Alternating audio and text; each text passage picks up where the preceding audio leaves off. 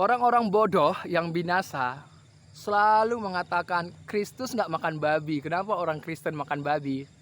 Kemudian yang paling anehnya, paling lucunya adalah orang-orang bodoh yang binasa itu mengklaim bahwa mereka lah yang mengikuti tradisi Yesus sebagai orang Yahudi melakukan hukum Taurat. Sekali lagi saya mau katakan, orang-orang bodoh yang melihat video aku ini, yang masih memiliki kebodohan pemikiran yang mengatakan bahwa kalianlah yang mengikuti budaya Kristus, budaya Yesus. Saya mau terangkan nih di video saya. Babi, ya, tidak hanya babi. Kalau saudara mengikuti hukum Taurat, di dalam Imamat pasal 11 ayat 1 sampai 47, berbicara mengenai makanan yang boleh dan yang tidak, itu tidak hanya babi, saudara, tetapi apa? Unta, pelanduk, kelinci, babi hutan, ya. Kemudian katak, siput, kerang-kerangan, nggak boleh. Ikan yang nggak ada sisiknya, ikan lele, ini baru makanan. Jadi saudara nggak makan babi, tapi saudara makan lele, sama saja. Sama saja saudara najis. Orang bodoh.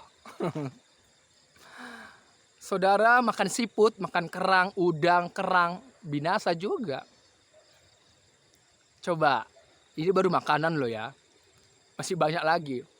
Apalagi minum kencing unta, tambah binasa kamu. Kemudian tersentuh dengan mayat. Nah, ini dia nggak boleh. Dalam Bilangan 19 ayat 11 sampai 16. Nggak boleh kena mayat. Saudara kalau melayat seseorang, pernah nggak tersentuh dengan itunya? Dengan mayat? Atau sesuatu yang dari mayat itu tersentuh nggak pada kainmu dan sebagainya? Nggak boleh, saudara. Kemudian Imamat pasal 11 ayat 39. Kena bangkai binatang. Kalau ada bangkai binatang yang mati di rumah saudara, saudara pegang. Ya udah, sama saja, najis. Terus saudara mau mengklaim saudara mau mengikuti hukum Taurat. Iya, banyak loh hukum Taurat.